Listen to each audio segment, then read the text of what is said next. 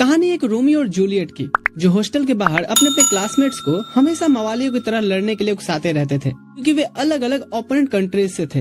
Romeo eastern countries टुआ से था, जबकि जूलियट वेस्टर्न कंट्रीज से थी। स्कूल में दोनों देशों के स्टूडेंट्स को अलग अलग हॉस्टल में रखा गया था।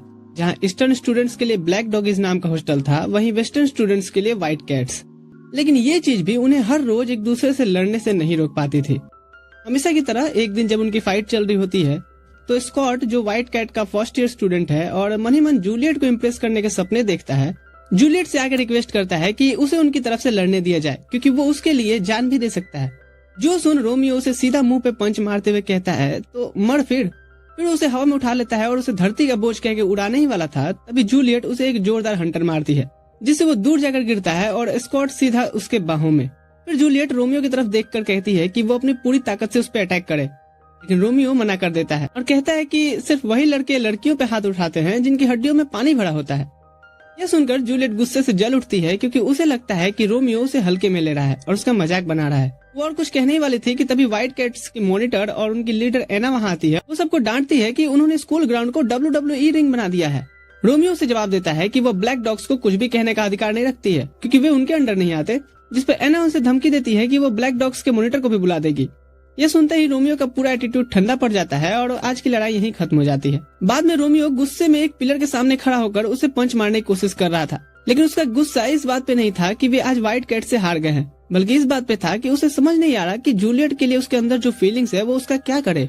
सच तो यह था कि वो बचपन से जूलियट को पसंद करता आया है और यही वजह थी कि वो कभी उससे फाइट नहीं करता था। जब भी उनके ग्रुप्स के बीच झगड़ा होता था तो वो स्कॉट की अच्छे से धुलाई करता था, क्योंकि वो उससे जेलस था।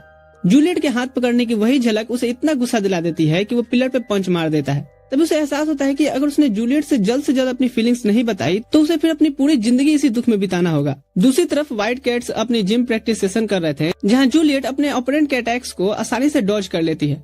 तभी स्कॉट उसके पास आके उसे एक टॉवल पकड़ाता है और कहता है कि उसके स्वॉर्ड स्किल इतने अच्छे हैं कि वो ग्रेनाल्ड को भी टक्कर दे सकती है। जिस पर जूलियट उसे देखकर मुस्कुराती है और कहती है कि वो अपनी फेक तारीफें बंद करे, क्योंकि उसे पता है कि उसकी स्वॉर्ड स्किल उतनी ही बेकार है जितना एएनएम टेलर की ऑडियंस की पढ़ाई। वो आगे कहती है कि उसे और ट्रेनिंग करनी होगी ताकि वो इतनी मजबूत बन सके कि वो इस वर्ल्ड को बदलने की ताकत पा सके। वो नहीं चाहती है कि उसे कोई कमजोर समझे, जैसे रोमियो ने किया था जब उसने उसे फाइट करने से मना कर दिया था। रोमियो का ख्याल आते ही जूलियट इतने गुस्से में आ जाती है कि उसके हाथ में पकड़ा टॉवल ही फट जाता है। रोमियो, जो जिम के बाहर छिपकर ये सब देख रहा था, समझ जाता है कि जूलियट की अचानक उठी नफरत का कारण वही है, भले ही उसने कुछ नहीं सुना था। ये सब देखकर वो सोचने लगता है कि क्या उसे जूलियट के साथ रहने का मौका भी मिलेगा कभी। तभी तो व्हाइट कैट्स जिम के पास आते हैं और 3 छोटे ब्लैक डॉग एलिमेंट्री स्कूल के स्टूडेंट्स को पकड़ लाते हैं। रोमियो तुरंत सुपरमैन बनने वाला था, लेकिन तभी वो अपने कदम रोक लेता है जब देखता है कि जूलियट जिम से बाहर आ रही है। वो दीवार के पीछे से छिपकर सुनने लगता है कि वे लोग क्या कह रहे हैं। व्हाइट कैट्स के स्टूडेंट बताते हैं कि इन बच्चों ने हॉस्टल के दरवाजे पर पेंटिंग कर दी है, इसलिए वे इन्हें सबक सिखाना चाहते हैं। जूलियट बच्चों से पूछती है कि उन्होंने ऐसा क्यों किया, जिस पर एक बच्चा जवाब देता है कि यह बदला था, क्योंकि व्हाइट कैट्स ने उन्हें वीक कहा था। बच्चे की बात सुनते ही जिस लड़के ने उसे पकड़ा था वो उसे जमीन पर धकेल देता है, लेकिन तभी जूलियट उसे रोक देती है और उस लड़के से कहती है कि हाँ, वो सच में कमजोर है। अभी और ऐसी हरकत करेगा तो वह यही साबित करेगा कि वो अभी एक बच्चा ही है, जिससे कि अगर उसके दोस्त भी कभी मुश्किल में होंगे तो वो उसकी कोई मदद नहीं कर पाएगा। यह सुनकर वो लड़का गुस्से से जूलियट पर अटैक करने के लिए दौड़ता है और कसम खाता है कि वो साबित करेगा कि वो कमजोर नहीं है, लेकिन उसकी छोटी हाइट और कमजोरी उसे जूलियट पर अटैक करने से रोक देती है। जूलियट उसके अटैक को अप्रिशिएट करती है और उसके नाक से खून को साफ करते हुए उससे वादा करती है कि अगली बार जब वो लड़ाई के लिए आएगा तब वो उसका सामना करेगी। जूलियट के इस रिएक्शन से बाकी व्हाइट कैट्स के स्टूडेंट्स गुस्से में आ जाते हैं और कहते हैं कि अगर वो बच्चों को ऐसे ही जाने देंगे तो ब्लैक डॉगीज उन्हें नीचा दिखाएंगे। जिस पर जूलियट उन्हें चुप रहने को कहती है और समझाती है कि एक बच्चे को परेशान करना उनके लिए शर्म की बात होनी चाहिए। रोमियो जब उसे इस तरह से डांटते हुए देखता है तो वो तो उसका और भी ज्यादा इज्जत करने लगता है और डिसाइड करता है कि अब तो वो अपने दिल की बात उससे जरूर बताएगा। लेकिन उसे इस बात का अंदाजा नहीं था कि उसने कब अपनी छुपने की जगह छोड़ दी है। वो देखता है तो सब उसे ही घूरे जा रहे होते हैं। जिस पर जूलियट गुस्से से पूछती है कि वो यहाँ क्या कर रहा है, जिस पर वो कहता है कि वो क्या बोले कि वो कन्फेस करने आया था। वो बोलता है कि वो कंप्लेन करने आया है। इससे पहले कि वो उससे पूछते हैं किस चीज की, तो वो तुरंत भाग जाता है। जूलियट को इस पे गुस्सा आता है कि वो हमेशा की तरह उसे सिर्फ परेशान करने आया था। जिम की दूसरी तरफ केंटो, कोएत्सुजी और मारू खड़े होते हैं और रोमियो को भागते हुए देख केंटो सोचने लगता है कि वो जिम में क्या कर रहा था। जिस पर कोएत्सुजी उससे कहता है कि वो उस बेवकूफ के बारे में ज्यादा न सोचे और वो इशारा करता है कि जूलियट भी जिम से बाहर आ रही है। उन लोगों के हिसाब से जूलियट हमेशा अपने हॉस्टल से अकेले जाती है, जो कि उसे सबक सिखाने का एक अच्छा मौका है। बाद में जब जूलियट अपने हॉस्टल की तरफ जा रही होती है तो उसे महसूस होता है कि कोई इसका पीछा कर रहा है। वो तुरंत पलटती है और अपने अटैकर का सामना करने के लिए तैयार होती है, लेकिन जैसे ही वो देखती है कि दो बेवकूफ तो यहाँ पे सांस लेने के लिए तड़प रहे होते हैं, क्योंकि उन दोनों ने अपने चेहरे पे प्लास्टिक बैग तो डाल रखे हैं पर उसमें छेद करना ही भूल गए हैं।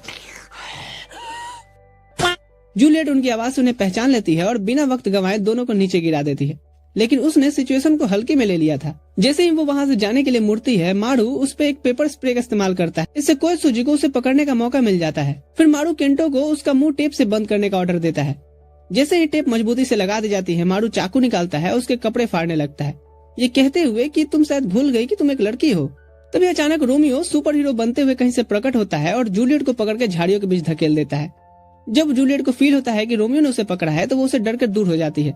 रोमियो उसे समझाने की कोशिश करता है कि उसका कोई गलत इरादा नहीं था, लेकिन वो इससे आगे कुछ नहीं कह पाता जब वो देखता है कि जूलियट की आंखों में आंसू आ गए हैं। रोमियो हॉस्टल वापस आता है और मारू केंटो और कोएत्सुजी की जम की पिटाई करता है। तभी अचानक से मारू के सिर पे एक तीर आकर के लगता है, लेकिन रोमियो को तो सिर्फ तीर पे लगे लेटर की परवाह होती है। वो जूलियट का लेटर था जिसमें उसने उसे फाउंटेन के पास अकेले मिलने को बुलाया है, लेकिन हमारा रोमियो ख्यालों में खो जाता है कि शायद जूलियट उसे प्रपोज करने वाली है।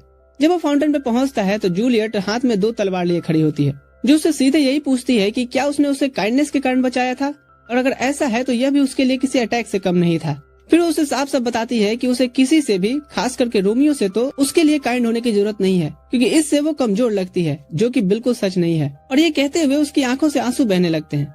यह देखकर हमारा रोमियो इमोशनल हो जाता है और उसे यकीन दिलाता है कि उसने आज तक कभी भी उसे कमजोर नहीं समझा है।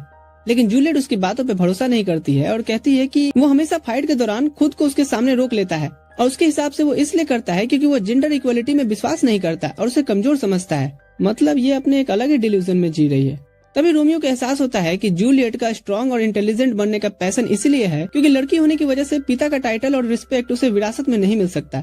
वो खुद पे गुस्सा करता है कि उसने उसे प्रोटेक्ट करने के चक्कर में उसे और बस दुखी दिया है, इसलिए इस बार वो अपनी पूरी ताकत से लड़ने का फैसला करता है। जैसे उनकी तलवारें टकराती हैं, रोमियो अचानक से जूलियट से कह देता है कि वो उससे प्यार करता है।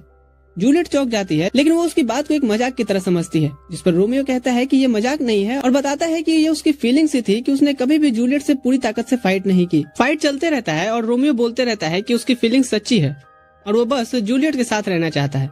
जूलियट इसमें इतना खो जाती है कि उसे फाउंटेन में धक्का दे देती है, लेकिन फिर वो खुद भी फाउंटेन में कूदती है और उसके पास जाकर कहती है कि भले ही वो एक इडियट है, लेकिन फिर भी वो उसे एक मौका तो जरूर देगी। यह सुनते ही रोमियो खुशी से रोने लगता है, लेकिन जूलियट उसे वार्न करती है कि इस बारे में किसी को भी पता नहीं चलना चाहिए, जिस पर रोमियो तुरंत हाँ कह देता है क्योंकि भाई को तो बस जूलियट चाहिए बाय हुक और क्रूक।